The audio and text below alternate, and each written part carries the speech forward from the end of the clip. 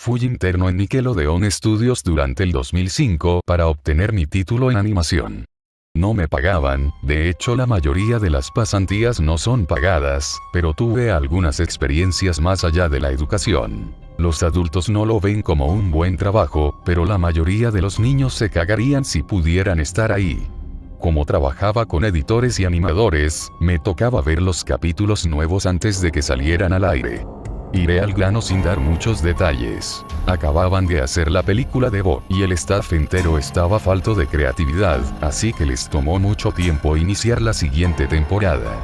Pero en realidad, el retraso duró más por razones perturbadoras. Hubo un problema con el primer episodio de la temporada que retrasó por meses a todos y a todo. Otros internos y yo estábamos en el cuarto de edición junto con los animadores principales y los editores de sonido, listos para hacer el corte final. Recibimos una copia de lo que se suponía era Fear of a Krabby Patty y nos reunimos alrededor de la pantalla para ver. Ahora, dado que no era el corte final, a veces los animadores ponían un título falso en tono de broma, un chiste interno como cómo no funciona el sexo en lugar de Rockabye Valve cuando Bob y Patricio adoptan una ostra. Nunca fue nada en particular gracioso, pero siempre fueron chistes relacionados con el trabajo. Así que cuando vimos como título Squidward Suicide, el suicidio de Calamardo, no pensamos que fuera algo más que una broma mórbida. Uno de los internos incluso emitió una risa seca. Comienza con la música alegre de siempre. Inicia con Calamardo, practicando con el clarinete, errando algunas notas como siempre. Oímos a Bob riéndose afuera. Calamardo se detiene y le grita que se calle, puesto que tiene un concierto esa noche y necesita practicar. Bob dice que sí, y se va a ver a Renita junto con Patricio. La splash screen de burbujas aparece, y entonces vemos el final del concierto de Calamardo. Aquí fue donde todo se puso raro. Al estar tocando, algunos cuadros se repitieron una vez, pero el sonido no. En este punto el sonido ya está alineado a la animación, y eso no era común, pero entonces deja de tocar, el sonido termina como si nada hubiese pasado. Hay murmullos en la multitud antes de que comiencen a abuchearlo. No eran abucheos de caricatura comunes en el show, se podía escuchar malicia en ellos. Calamardo estaba visible de pie, nervioso y viéndose asustado. La imagen cambia, esta vez hacia el público. Bob Esponja está en el centro, y también abuchea, comportándose muy diferente a como lo hace siempre. Lo más rato de todo, es que todo mundo tiene ojos hiperrealistas. Muy detallados. Claramente no fotos de ojos reales, pero algo un poco más real que cogí. Las pupilas rojas. Algunos nos miramos entre sí, obviamente confundidos, pero como no éramos los escritores, nunca nos preguntamos cómo le atraería eso a los niños, aún. La toma cambia, Calamardo sentado en la orilla de su cama, viéndose muy mal. Por su ventana se ve la noche, así que es poco después del concierto. La parte más aterradora es que en este punto, no hay sonido. Literalmente. Ni siquiera el sonido de los speakers en la habitación. Como si estuviesen apagados, aunque estaban trabajando perfectamente. Calamardo solo estaba ahí, sentado y parpadeando en silencio como por 30 segundos, entonces comenzó a llorar. Sonaba como una pequeña brisa a través de un bosque. Luego se cubrió la cara y lloró en silencio por un minuto, mientras el sonido poco a poco comenzó a intensificarse. La pantalla poco a poco comienza a acercarse a su rostro. Por poco, me refiero a que solo es notable si miras las tomas con 10 segundos de diferencia. Su llanto se vuelve más fuerte, lleno de dolor e ira. La pantalla se deforma, como si se doblara sobre sí por un segundo antes de volver a la normalidad. El sonido leve como de viento se vuelve más intenso y más severo, como si hubiese una tormenta. La parte tétrica es que este sonido y el llanto de Calamardo suena demasiado real, como si el sonido no viniera de los speakers, como si estos fueran agujeros y el sonido viniese de otro lado. Aun si el estudio tiene un buen equipo de sonido, no tienen el equipo necesario para producir sonido de esta calidad. Bajo el sonido del viento y el llanto, algo comenzó a sonar, una especie de risa en intervalos raros, y nunca durando más de un segundo para que no pudieras oírlo con facilidad. Vimos esto 2 veces, así que perdónenme si las cosas suenan muy específicas, pero he tenido tiempo para razonar sobre ellas. Luego de 30 segundos de esto, la pantalla se puso borrosa, se torció violentamente y algo parpadeó rápidamente sobre la pantalla, como si faltara un cuadro de animación. El editor principal de animación puso pausa y regresó cuadro por cuadro. Vimos algo horrible. Era la foto de un niño muerto, de no más de 6 años de edad. Su cara estaba deformada y ensangrentada, un ojo colgando sobre su rostro. Estaba en ropa interior, con el estómago abierto y las entrañas yaciendo a su lado. Estaba tirado en una especie de pavimento, probablemente algún camino. La parte más aterradora era que se podía ver la sombra del fotógrafo. No había cinta del crimen, no había evidencias o marcas, y el ángulo estaba completamente erróneo para ser parte de evidencia de un crimen. Parecía como si el fotógrafo fuese el culpable de la muerte del niño. Estábamos mortificados por supuesto, pero seguimos, esperando que fuera una broma torcida y enferma. La pantalla regresó de nuevo a Calamardo, aún llorando más fuerte que antes, y con la mitad del cuerpo en la toma. Ahora, había sangre corriendo por su rostro, saliendo de sus ojos, los cuales estaban dibujados de forma hiperrealista, como si al tocarlos, pudieses mancharte de sangre. El viento ahora sonaba como un huracán a través de un bosque, incluso con sonidos de ramas rompiéndose. La risa, un barítono profundo, ahora duraba más y era más frecuente. Tras 20 segundos, la pantalla volvió a deformarse para mostrar una foto de un solo cuadro. El editor dudó en repetirla, pero sabíamos que debía hacerse. Ahora, la fotografía era de una niña pequeña, no mayor que el niño de la primera. Estaba tirada sobre su estómago, un charco de sangre a su lado. Su ojo izquierdo también había sido extraído, y estaba en ropa interior. Sus entrañas estaban en su espalda, saliendo de un corte. De nuevo, el cuerpo estaba en la calle y se podía ver la sombra del fotógrafo, similar en tamaño y forma a la primera. Casi vomité, y una interna, la única mujer de la habitación, salió corriendo. El show continuó. Luego de 5 segundos tras la foto, Calamardo se cayó al igual que todo sonido, como cuando empezó. Se retiró las manos y sus ojos estaban dibujados en hiperrealismo como los otros al principio del episodio. Sangraban, inyectados de sangre y pulsando. Solo miraba la pantalla, como si viese al espectador. Luego de 10 segundos, comenzó a sollozar, esta vez sin cubrirse los ojos. El sonido era agudo y fuerte, y mezclado con gritos. Lágrimas y sangre escurrían por su rostro como un torrente. El sonido de viento volvió junto con la risa de voz profunda, y esta vez la fotografía duró por 5 cuadros. El animador pudo detenerla en el cuarto y retrocedió. La foto era de un niño de edad similar a los anteriores, pero esta vez era diferente. Las entrañas estaban saliendo del estómago, siendo arrancadas por una gran mano. El ojo derecho arrancado y colgando, sangre escurriendo de él. El animador procedió. Era difícil de creer. Avanzó al siguiente cuadro, la misma cosa. Volvió al primero, reproduciéndolos rápidamente y entonces yo me quebré. Vomité en el piso. Los animadores y editores estaban viendo horrorizados la pantalla. Los 5 cuadros no eran 5 fotos diferentes, eran los cuadros de un video. Vimos como la mano levantaba lentamente las tripas, vimos los ojos del niño enfocándose en la mano, y vimos parpadear al niño los últimos 2 cuadros.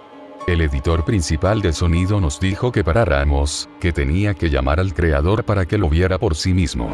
El señor Illenburg arribó 15 minutos después, confundido y sin saber por qué lo habían llamado, así que el editor siguió con el episodio. Una vez que terminaron los cuadros, Calamardo volvió a aparecer, viendo al espectador, la toma enfocada en su rostro por 3 segundos. La toma se abrió, y una voz dijo hazlo, mientras Calamardo sostenía una escopeta. E inmediatamente pone el arma en su boca y jala el gatillo. El muro tras él acaba salpicado por sangre y materia gris realista, y Calamardo sale despedido hacia atrás con fuerza. Los últimos 5 segundos muestran su cuerpo sobre la cama, de costado, y un ojo cuelga de lo que queda de su cabeza, viendo fijamente el suelo. El episodio acaba. El señor Illenburg está furioso, y demanda saber qué demonios está pasando. Muchos dejaron el cuarto en este momento, así que solo unos cuantos de nosotros lo vimos de nuevo. Ver el episodio de nuevo solo sirvió para que se grabara en mi mente y me produciera muchas pesadillas. Siento mucho haberme quedado. La única teoría que tenemos es que el archivo fue editado por alguien en la cadena desde el estudio de dibujo. Llamaron al TO para que analizara qué había pasado. El análisis del archivo muestra que le grabaron material nuevo. Y por más que intentamos averiguar qué había ocurrido, no logramos encontrar nada. Hubo una investigación respecto a las fotos, pero no obtuvimos información de ellas. No se identificó a ningún niño, y no encontramos pistas de la información o pistas físicas en las fotos. No creía en fenómenos inexplicables antes de esto, pero ahora sé que cuando algo pasa y no puedo probar que lo ocasionó, lo pienso 2 veces.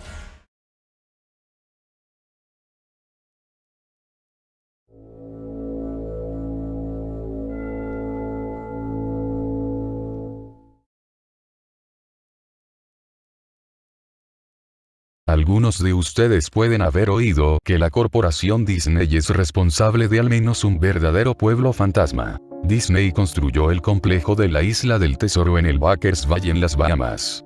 No comenzó como un pueblo fantasma. Los cruceros de Disney de hecho paraban en el complejo y dejaban turistas allí para que se relajaran a todo lujo. Esto es un hecho.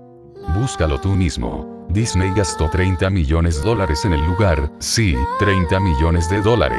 Luego lo abandonaron. Disney culpó a las aguas someras, demasiado como para que sus barcos pudieran operar de forma segura, e incluso se culpó a los trabajadores, diciendo que porque eran de las Bahamas, eran demasiado perezosos para trabajar en un horario regular. Allí es donde termina la verdad de su relato. No fue a causa de la arena, y obviamente que no se debía a que los extranjeros son perezosos.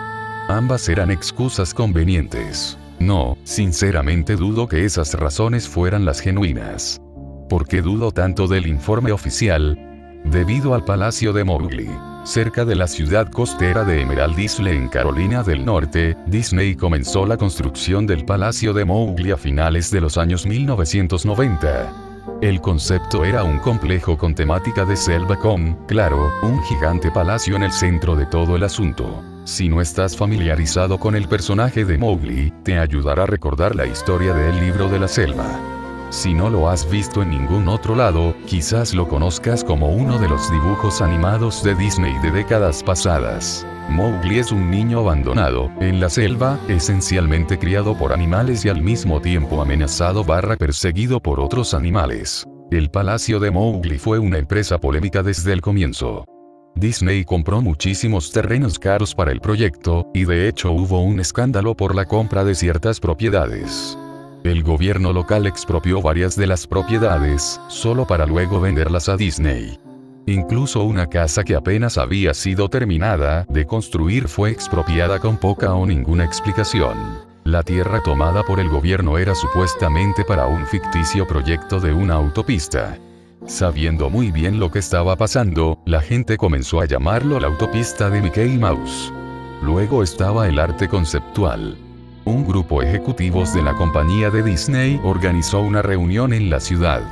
Tenían la intención de convencer a todos de lo lucrativo que este proyecto sería para todos.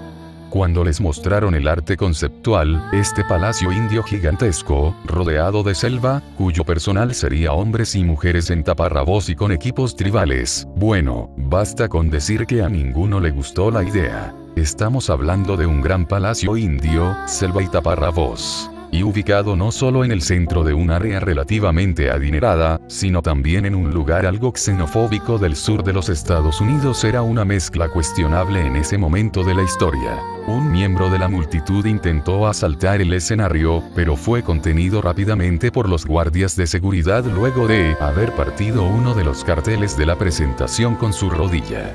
Disney tomó esa comunidad y esencialmente la partió al medio a su vez. Las casas fueron arrasadas, el terreno fue limpiado y no había una maldita cosa que alguien pudiera hacer o decir al respecto.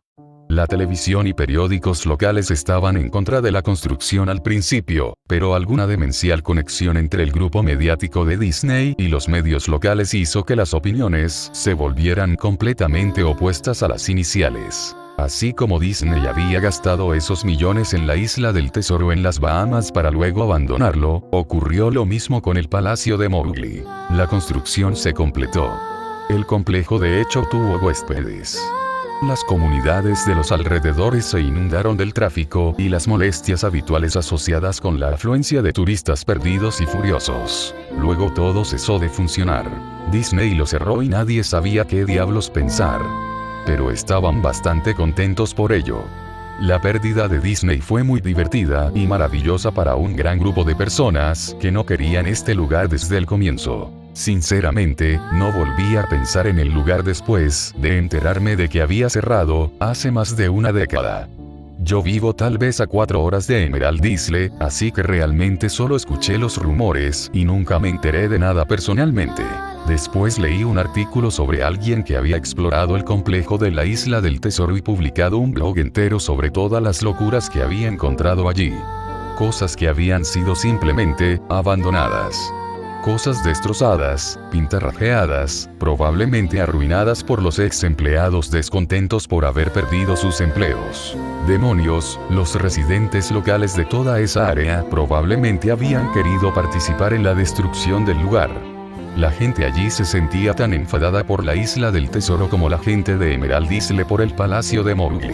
Además, había rumores de que Disney había liberado los animales de su acuario en las aguas locales cuando cerraron, incluyendo tiburones. ¿Quién no querría dar unos golpes a la mercancía después de eso? Bueno, a lo que voy es que este blog sobre la Isla del Tesoro me hizo pensar.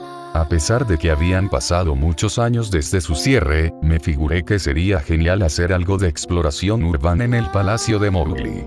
Tomar algunas fotografías, escribir sobre mi experiencia y probablemente ver si había algo que podía llevarme a casa como recuerdo. No voy a decir que no perdí tiempo en dirigirme allí, porque sinceramente me tomó un año, después de haber encontrado el artículo sobre la Isla del Tesoro, ir a Emerald Isle. En el transcurso de ese año, hice mucha investigación acerca del complejo del palacio, o mejor dicho, lo intenté. Naturalmente, ningún sitio o fuente oficial de Disney mencionaba el lugar. Se habían encargado de borrar todo rastro de este. Aún más extraño, sin embargo, era que aparentemente a nadie antes de mí se le había ocurrido escribir un blog sobre el lugar o siquiera publicar una foto. Ninguno de los canales de televisión locales o los sitios de periódicos tenían una palabra sobre el lugar, aunque era de esperarse si todos habían sido manipulados por Disney. No iban a aclamar esa situación vergonzosa, ¿verdad? Recientemente, me he enterado de que las corporaciones pueden solicitar a Google, por ejemplo, eliminar enlaces de los resultados de búsqueda, básicamente sin una buena razón. Pensándolo bien, es probable no que nadie hablara del complejo, sino que sus palabras hubieran sido hechas inaccesibles. Así que al final casi no pude encontrar el lugar. Todo lo que tenía para guiarme era un viejísimo mapa que había recibido por correo en los años 90. Era un artículo promocional enviado a personas que habían estado recientemente en Disney World, y supongo que como yo lo había visitado a fines de los 80, eso era algo reciente. Realmente nunca fue mi intención quedarme con el mapa. Había sido guardado junto con mis libros y cómics de mi infancia. Solo lo recordé ya cuando mi investigación llevaba meses, y aún entonces me tomó unas semanas más localizar el cesto donde mis padres lo habían metido. Pero sí encontré el lugar. Los residentes locales no ayudaron, pues la mayoría eran inmigrantes que se habían mudado a la playa en los últimos años, o residentes antiguos quienes solo se burlaron de mí y me hicieron gestos groseros apenas pronunciaba dónde puedo encontrar el palacio de... El mapa me llevó por un pasillo exterior excesivamente largo con una exuberante vegetación. Plantas tropicales fuera de control que habían invadido el área se mezclaban con la flora nativa, que de hecho era propia del lugar y que había intentado reconquistar la tierra. Estaba asombrado cuando llegué a las puertas frontales del complejo. Tremendas, monolíticas puertas de madera, las cuales parecían haber sido cortadas de secuoyas gigantes. La puerta había sido agujereada en varios puntos por pájaros carpinteros y carcomida en la base por insectos roedores. Colgando de la puerta había una lámina de metal, un pedazo de chatarra, con letras garabateadas en negro. Abandonado por Disney.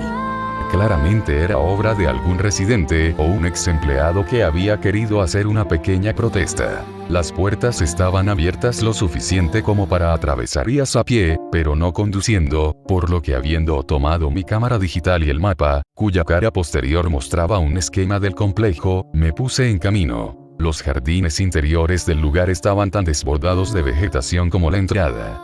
Había palmeras descuidadas y andrajosas entre montones de sus propios cocos. Similarmente se erguían bananos por sobre sus propios desechos apestosos e infestados de bichos. Había una especie de enfrentamiento entre el orden y el caos, habiendo filas cuidadosamente plantadas de flores perenne mezcladas con repulsivas hierbas altas y hongos apestosos y ennegrecidos. Todo lo que quedaba de las estructuras al aire libre era madera, rota y podrida y varios pedazos carbonizados de material no identificable. Lo que probablemente había sido un puesto de información o un bar al aire libre era una mera pila de escombros surtida, hecha añicos por vandalismo y devastado por el clima. Lo más interesante en los jardines era una estatua de Baloo, el oso amigable del libro de la selva, que se situaba en una especie de patio enfrente del edificio principal. Estaba congelado dando un saludo jovial hacia nadie, mirando al espacio vacío con una sonrisa tonta y dientuda, con franjas extensas de su pelaje, cubiertas de mierda de pájaro y enredaderas que rodeaban su plataforma. Me acerqué al edificio principal, el palacio, solo para encontrar su parte exterior, cubierta de grafiti donde la pintura original no se había descascarado. La entrada no solo estaba abierta, las puertas habían sido removidas de sus bisagras y robadas. Sobre las puertas, o las fauces abiertas que habían quedado en su lugar, alguien había pintado otra vez abandonado por Disney. Me gustaría poder hablar sobre todas las cosas impresionantes que vi dentro del palacio. Estatuas olvidadas, cajas registradoras abandonadas, una desarrollada sociedad secreta de vagabundos sin hogar, pero no. El interior del edificio estaba tan vacío, tan desnudo, que creo que de hecho la gente había robado hasta el moho de las paredes. Todo lo que era demasiado grande para ser robado, mostradores, escritorios, gigantescos árboles falsos, todo estaba desparramado en medio de esta caja de resonancia vacía que amplificaba cada uno de mis pasos como un lento ratata de una ametralladora. Miré el plano del edificio y me dirigí hacia todos los lugares que parecían ser de alguna manera interesantes. La cocina era como la imaginarías, un área de preparación de alimento industrial con todos los electrodomésticos y el espacio, cuyo coste no había sido una preocupación. Todas las superficies de vidrio estaban rotas, todas las puertas estaban fuera de sus bisagras, todas las superficies de metal, golpeadas y abolladas. Todo el lugar olía muy viejo pis. El congelador gigante, que ya no estaba ni remotamente frío, tenían filas y filas de espacio vacío en las estanterías. Había ganchos colgando del techo, probablemente para colgar cortes de carne, y al quedarme allí por un momento, me di cuenta de que se estaban balanceando. Cada gancho se balanceaba en una dirección aleatoria, pero sus movimientos eran tan lentos y pequeños que era casi imposible de ver. Supuse que había sido causado por mis propios pasos, así que detuve la oscilación de uno agarrándolo, con cuidado lo solté, pero en segundos comenzó a moverse nuevamente. Los baños estaban prácticamente en el mismo estado que el resto del lugar. Al igual que el complejo de la Isla del Tesoro, alguien había destrozado metódicamente cada inodoro de porcelana con cocos y otros implementos. Había alrededor de 1,5 centímetros de agua rancia, maloliente y estancada en el piso, así que no me quedé allí mucho tiempo. Lo curioso es que los retretes y los lavabos, y los bidés en el baño de damas, sí, entré ahí, todos goteaban, tenían filtraciones, o simplemente el agua corría libremente. Me pareció que deberían haber cerrado la llave principal del agua hacía mucho, mucho tiempo atrás. Había muchas habitaciones en el complejo, pero naturalmente no tenía tiempo para revisar todos y cada una de ellas. Las pocas que fisgué estaban destruidas de manera similar, y no esperaba encontrar nada allí. Creí que había una televisión o una radio en una habitación, ya que realmente creí escuchar una débil conversación proveniente de ella. A pesar de que era como un susurro, probablemente mi propia respiración resonando en el silencio, o simplemente otro caso en que el sonido del fluir del agua jugaba una mala pasada en mi mente, así es como sonaba. Yo no me lo creía. Respuesta corta y confusa. Yo no lo sabía. Yo no lo sabía. Tu padre te lo dijo. Respuesta confusa, o posiblemente solo llanto. Lo sé, suena ridículo. Solo estoy narrando lo que viví, la razón por la que pensé que podría haber habido una pérdida o corriente en esa habitación, o peor, vagabundos que se habían refugiado allí y que probablemente me habrían apuñalado. Ya habiendo vuelto a la puerta principal del palacio, pensé que no había encontrado nada que valiera la pena y que había ido en vano. Al mirar al exterior por la entrada, vi algo interesante en el patio que al parecer había pasado por alto.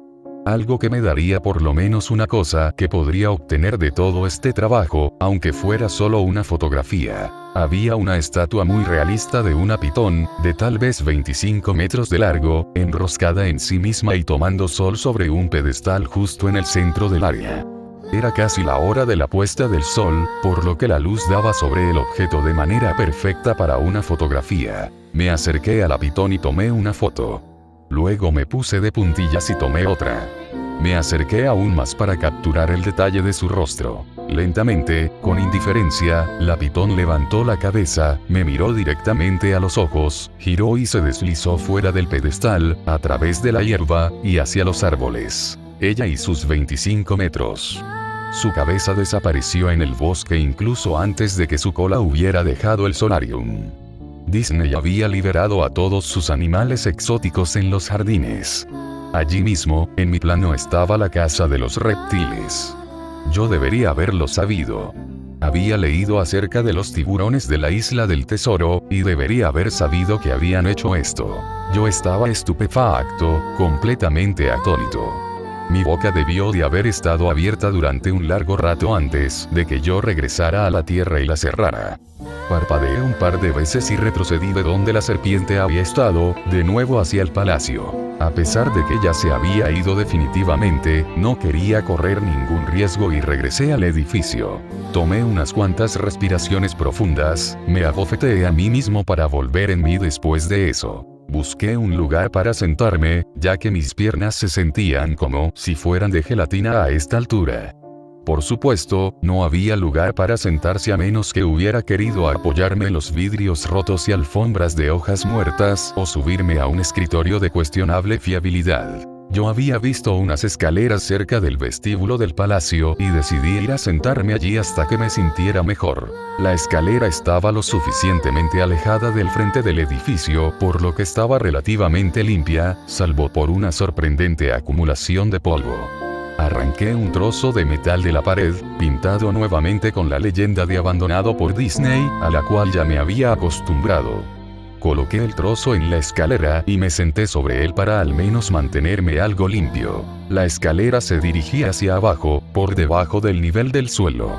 Usando el flash de la cámara como una especie de linterna improvisada, vi que los escalones terminaban en una puerta de malla metálica con un candado. Un letrero en la puerta, un verdadero letrero, decía solo personajes. Gracias. Esto me animó un poco, por dos razones. 1. Un área exclusiva para personajes sin duda habría tenido cosas interesantes en el pasado. 2. El candado estaba todavía en su lugar.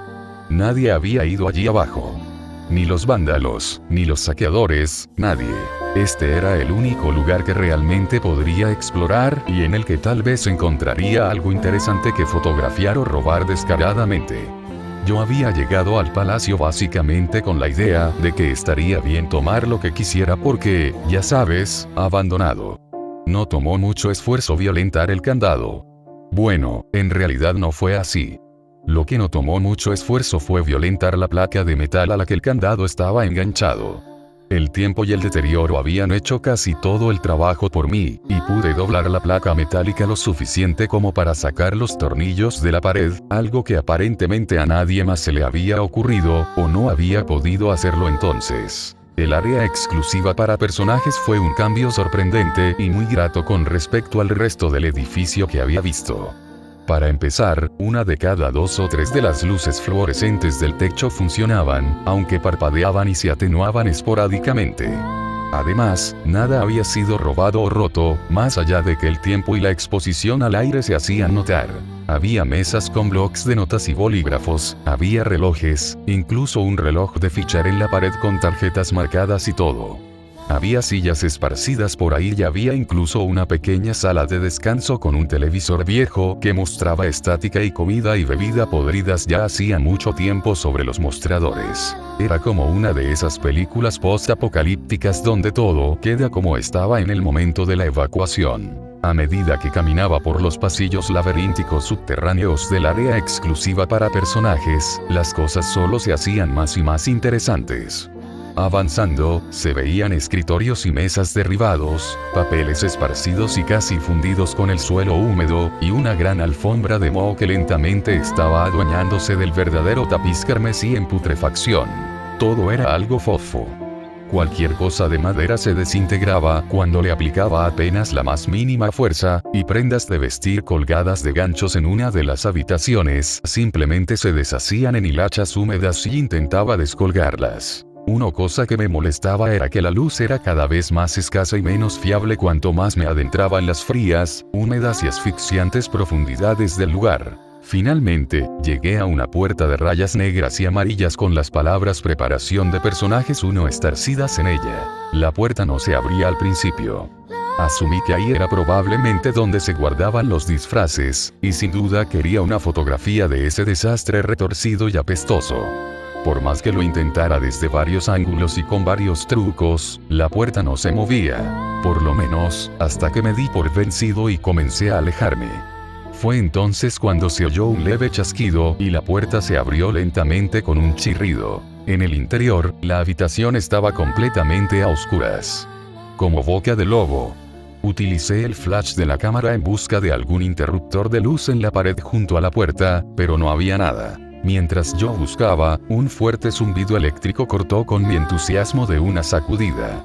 Hileras de luces en el techo de repente se encendieron, parpadeando y atenuándose intermitentemente como las que ya había pasado. A mis ojos les tomó un segundo adaptarse, y parecía que la luz se haría cada vez más brillante hasta que todas las bombillas estallaran, pero justo cuando pensé que iba a llegar a ese momento crítico, las luces bajaron un poco y se estabilizaron. La habitación era exactamente como la había imaginado. Varios disfraces de Disney colgaban de las paredes, completamente ensamblados como extraños cadáveres de caricaturas colgados de orcas invisibles. Había todo un estante de taparrabos y ropa nativa en perchas en el fondo. Lo que me pareció extraño, y lo cual quería fotografiar de inmediato, era un disfraz de Mickey Mouse en el centro de la habitación. A diferencia de los otros disfraces, este estaba tendido de espaldas en el centro del piso como una víctima de un asesinato. La piel del disfraz estaba podrida y parte de ella se había caído, dejando así zonas peladas. Lo que era aún más extraño, sin embargo, era el color del disfraz. Era como un negativo fotográfico del verdadero Mickey Mouse. Negro donde debía ser blanco y blanco donde debía ser negro. Su overol normalmente rojo era azul celeste. Se veía tan desagradable que decidí no fotografiar esa cosa hasta el final. Tomé una fotografía de los trajes colgados en las paredes. Ángulos ascendentes, ángulos descendentes, de costado para mostrar toda una fila de rostros de caricatura congelados y pútridos, algunos con los ojos de plástico faltantes. Entonces decidí montar una escena. Simplemente una de las desaliñadas cabezas de los personajes, sobre el piso resbaladizo y sucio. Cogí la cabeza del disfraz del pato Donald y la separé cuidadosamente para que ésta no se deshiciera en mis manos. Mientras miraba la cara de ojos enormes de la cabeza putrefacta, un sonido estrepitoso me hizo saltar del susto. Miré hacia mis pies, y allí entre mis zapatos había un cráneo humano. Había caído de la cabeza del personaje y se había hecho pedazos a mis pies. Solo quedaban el rostro vacío y la mandíbula inferior, mirándome. Dejé caer la cabeza del pato de inmediato, como te imaginarás, y me moví hacia la puerta. Parándome en el umbral, miré hacia atrás hacia el cráneo en el suelo. Tenía que tomar una foto de ello, ¿sabes? Tenía que hacerlo, por un número de razones que pueden sonar tontas, pero solo si no piensas bien en ello. Iba a necesitar una prueba de lo sucedido, sobre todo si Disney de alguna manera haría desaparecer todo esto. No tenía ninguna duda en mi mente, desde el principio, de que incluso si había sido solo una negligencia brutal, Disney era responsable por esto. Ahí fue cuando Mickey, el negativo fotográfico, el Mickey puesto en medio del piso, comenzó a levantarse. Primero sentándose, luego poniéndose de pie, el disfraz de Mickey Mouse, o quienquiera que estaba dentro de él, se quedó en el centro de la habitación, su rostro falso mirándome fijamente mientras yo balbuceaba. No, una y otra vez, con las manos temblorosas, el corazón latiendo violentamente, y las piernas que nuevamente se sentían como de gelatina, me las arreglé para levantar la cámara y apuntarla a la criatura que en ese momento me examinaba silenciosamente. La pantalla de la cámara digital mostraba solo píxeles muertos en la forma de la cosa. Era una perfecta silueta del disfraz de Mickey. Al moverse la cámara en mis inestables manos, los píxeles se extendían por la pantalla, estropeándola por donde se movía el contorno de Mickey. Luego la cámara murió. Se quedó en negro y en silencio, arruinada. Alcé mis ojos una vez más hacia el disfraz de Mickey Mouse. Oye, dijo en una voz baja, pervertida, pero perfectamente lograda voz de Mickey Mouse, ¿quieres ver cómo me quito la cabeza? Empezó a tirar de su propia cabeza, con sus torpes dedos enguantados alrededor de su cuello con movimientos impacientes, arañando, similares a los de un hombre herido tratando de zafarse de las fauces de un depredador. Al hundirse sus dedos en el cuello, tanta sangre espesa, grumosa y amarillenta. Me di vuelta al oír un escalofriante desgarro de tela y carne, solo me importaba largarme de allí. Por encima del umbral de la habitación, vi el último mensaje arañado en el metal con hueso o uñas. Abandonado por Dios. Nunca saqué las fotos de la cámara. Nunca escribí la entrada de blog sobre el tema. Después de salir corriendo del lugar, salvando mi cordura y probablemente mi vida, supe por qué Disney no quería que nadie supiera de este lugar. No querían que nadie como yo entrara. No querían que nada como eso saliera.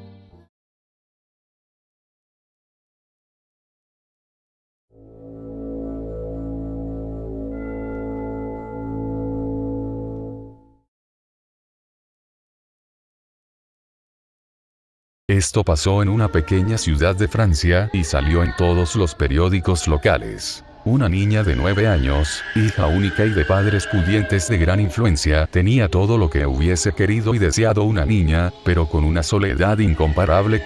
Sus padres solían salir a fiestas y reuniones del ámbito político, y la dejaban sola. Todo cambió cuando le compraron un cachorro de raza grande, pasaron los años y la niña y el perro se volvieron inseparables. Incluso crearon un vínculo especial, el perro se metía debajo de la cama a dormir con ella todas las noches y cuando la niña se sentía angustiada o asustada, asomaba la mano por debajo de la cama y se dejaba lamer la mano por el perro, era como un código entre ella y el perro, y ella se tranquilizaba. Una noche, los padres se pasaron a despedirse de la niña antes de ir a una cena, estos se fueron como muchas otras veces y pronto la niña se sumió en un sueño profundo.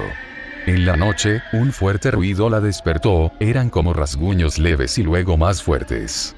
Ella temerosa, bajó la mano para que el perro la lamiese, entonces sintió la húmeda lengua del perro y se tranquilizó, poco después se quedó durmiendo de nuevo. Cuando se despertó por la mañana descubrió algo espantoso, el perro no estaba debajo de la cama como de costumbre, ella bajó las escaleras de su gran casa hasta el pasillo del recibidor, para encontrarse con una desagradable sorpresa, su perro estaba ahorcado en el pasillo con una herida enorme en el estómago, y en el espejo del recibidor rezaba un mensaje que decía: "No solo los perros lamen".